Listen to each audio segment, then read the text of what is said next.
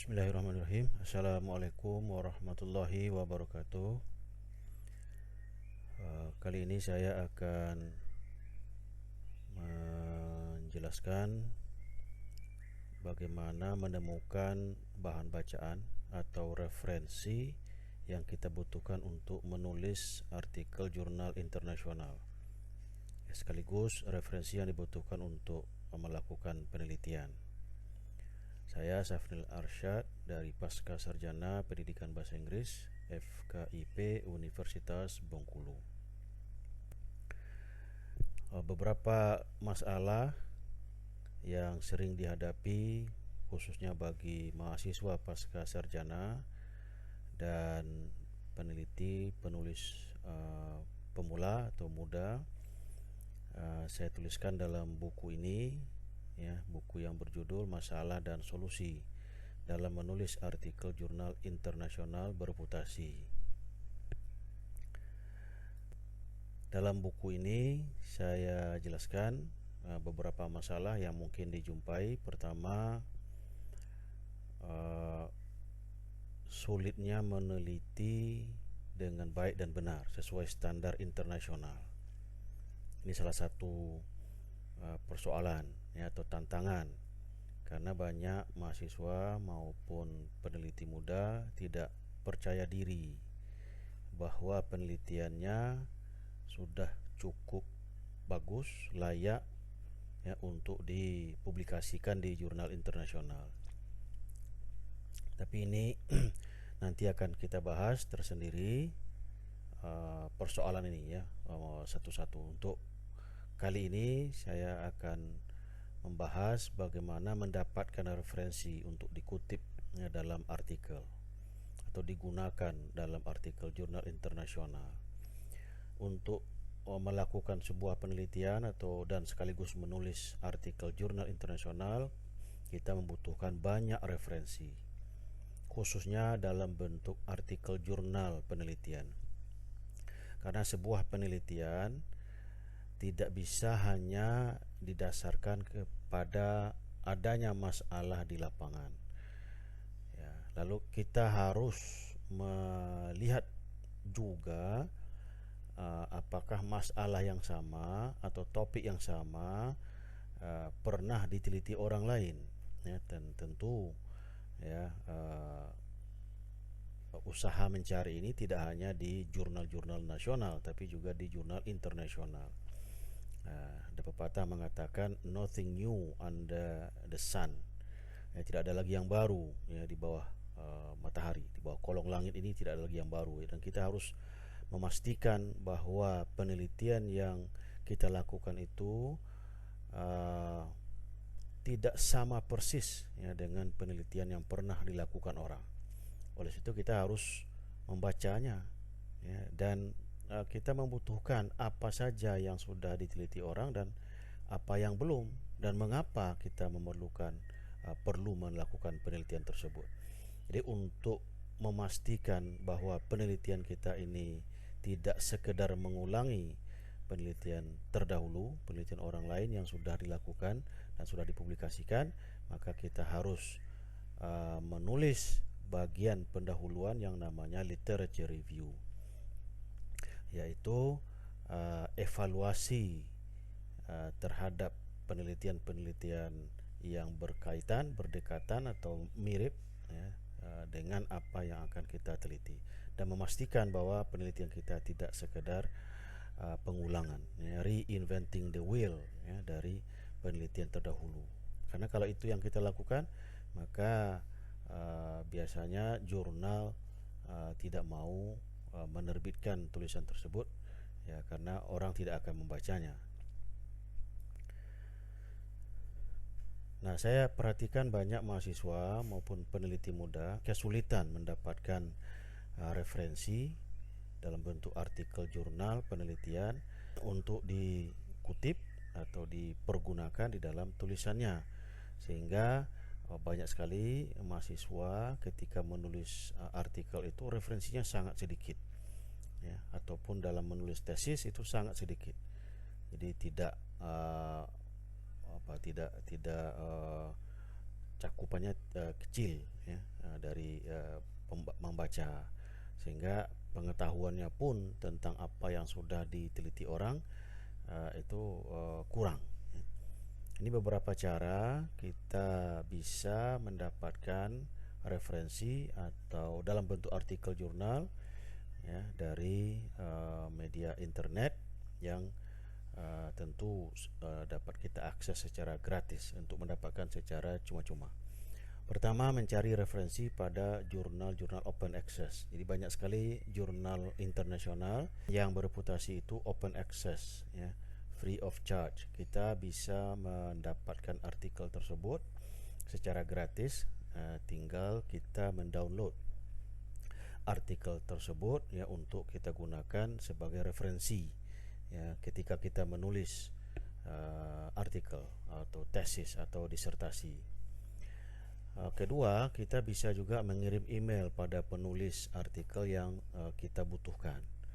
Jadi biasanya penulis nama dan email, alamat email penulis itu terdapat pada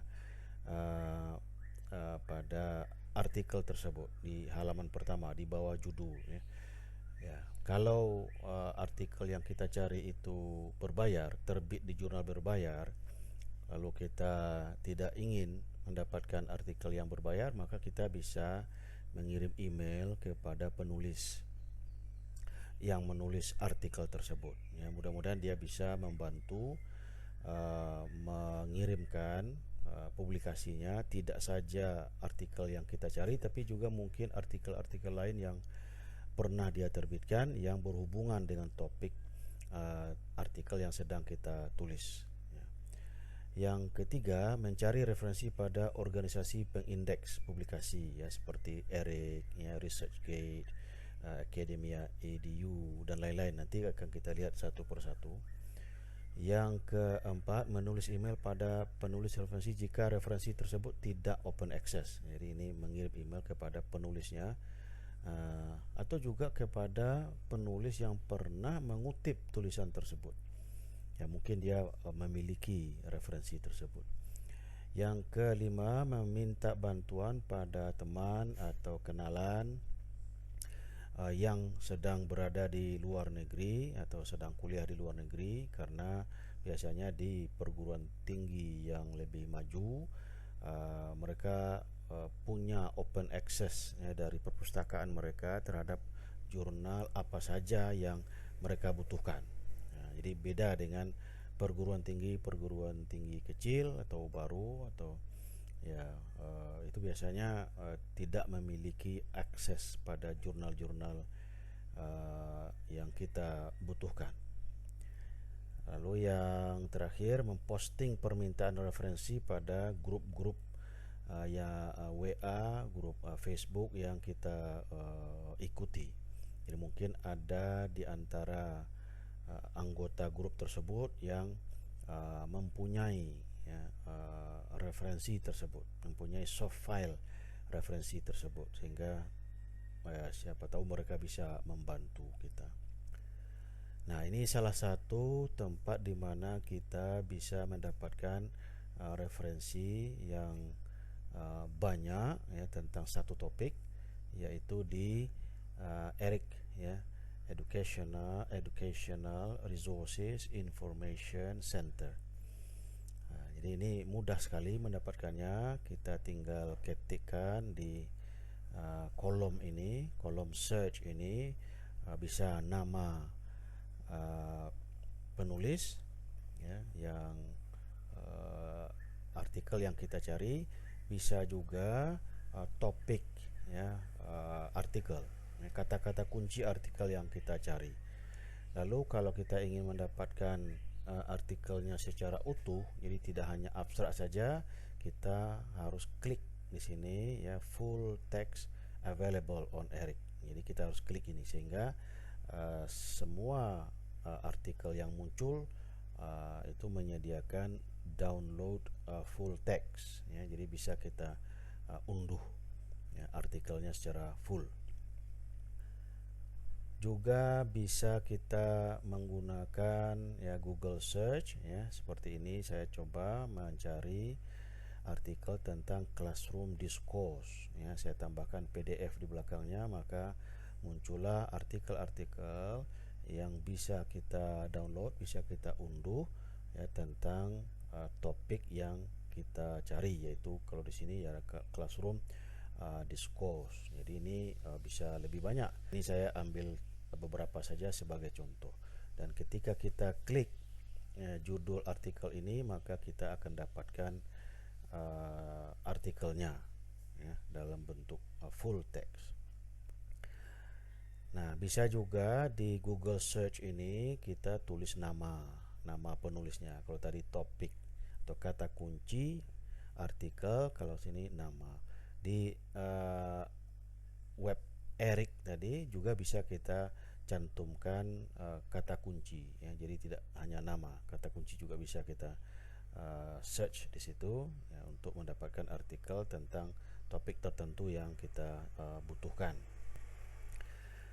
Nah, ini cara lain, yaitu dengan bergabung pada grup ResearchGate, ya. Nah, di sini juga ada kolom search, ya, yang bisa kita tuliskan nama penulis, ya. Ini saya tuliskan nama John M. Swales. Lalu di bawahnya ini terdapat tulisan-tulisannya yang bisa kita download, bisa kita unduh, ya, secara free, secara gratis. Jadi banyak sekali tulisannya di bawah sini yang bisa kita manfaatkan, ya. Dan di sini tentu bisa juga kita mencarinya berdasarkan kata kunci, jadi tidak nama. Nah, ini yang berbentuk kata kunci, ya, itu meta discourse markers, ya. Saya cari, lalu di bawahnya terdapat meta discourse, ya, artikel-artikel tentang meta discourse markers. Nah, di sini diperlihatkan apakah full text-nya tersedia atau tidak. Kalau tidak tersedia, maka kita bisa request, ya, request full text. Nah, nanti penulisnya yang juga bergabung pada grup ResearchGate ini akan diberitahu bahwa ada orang yang membutuhkan full text artikel yang dia tulis atau artikel yang dia share, yang dia bagikan di ResearchGate ini. Dan biasanya, ya, pada umumnya penulis-penulis tersebut mau membagi artikelnya secara utuh, ya, di ResearchGate kalau itu tidak melanggar aturan jurnal. Nah, berikutnya kita juga bisa mencarinya di kelompok yang lain, ya, yaitu semantic group, ya. Jadi ini semantic group, ya. Saya coba mencari reporting verbs, maka keluarlah artikel-artikel yang banyak tentang reporting verbs, ya, dan yang bisa kita download secara free, ya, secara gratis, ya. Nah, kalau misalnya kita butuh artikel tentang topik lain, kita tinggal ganti di search ini topiknya, ya, misalnya research article atau learning style atau ya tentang discourse markers atau tentang apa saja yang kita butuhkan, ya, tentang cooperative learning misalnya, kita tinggal ketikkan di sini. Nah, ini semantic scholar, ya, semantic scholar juga begitu, kita bisa bergabung di sini dan tinggal memasukkan kata kunci di sini, ya. Nah, ini ada 1.920.000, ya, hasil publikasi yang kita cari tentang discourse markers. Jadi kita tinggal pilih, ya, mana yang sesuai dengan topik yang sedang kita tulis, artikel yang kita tulis, dan tentu kita memilih juga yang terbaru, ya. Jangan pilih artikel-artikel yang berusia di atas 5 tahun misalnya, ya. Dan di sini kan dimunculkan berdasarkan kebaruan artikelnya. Kalau di sini itu 2019, ya, ini masih baru dan bisa kita manfaatkan. Nah, atau kita tadi juga bisa mendaftar atau register pada jurnal-jurnal tertentu, ya. baik itu jurnal nasional maupun jurnal internasional. Ya, kita register sehingga kita bisa dengan mudah, ya, dengan gratis mendownload artikel-artikel yang terbit di jurnal tersebut. Nah, ini kebetulan saya ambil contoh Journal of Applied Linguistics and Literature, jurnal Sinta 3 yang diterbitkan oleh program Pasca Sarjana Pendidikan Bahasa Inggris FKIP Universitas Bengkulu. Jadi kalau kita mendaftar, ya, di sini ada kata register di jurnal ini, maka sebagai pembaca, sebagai penulis, ya, maka kita setiap kali terbit jurnal ini kita akan dikirimi judul-judul sekaligus artikel yang terbit di jurnal ini. Jadi kita selalu update, ya, dari jurnal. Nah, ini jurnal internasional bereputasi, kalau tidak salah sekarang ini kuartil 2 dan juga gratis, ya, tidak berbayar. Nah, untuk mendapatkan artikel secara gratis dari jurnal ini, kita bisa register di sini. Register, ya, kita isi data-data kita, lalu kita bisa login, dan sekaligus setiap kali jurnal ini terbit, ya, menerbitkan isu yang baru, maka kita akan diberitahu. Kita tinggal pilih artikel yang relevan yang kita butuhkan, ya, untuk kita manfaatkan. Atau bisa juga kita lihat archives di sini, artikel-artikel yang terbit pada edisi sebelumnya, ya. Kalau ada yang relevan yang kita butuhkan, kita bisa download secara gratis. Jadi ini jurnal internasional bereputasi, tetapi free of charge, ya, atau open access, jadi tidak berbayar. Dan banyak sekali jurnal-jurnal seperti ini. Jadi kita tidak perlu mengeluarkan uang, ya, untuk mendapatkan referensi dari jurnal-jurnal internasional bereputasi, karena banyak sekali yang gratis. Nah, kalau referensi yang kita cari itu berupa buku, maka bisa juga kita cari di sini, ya, Library Genesis kalau ada.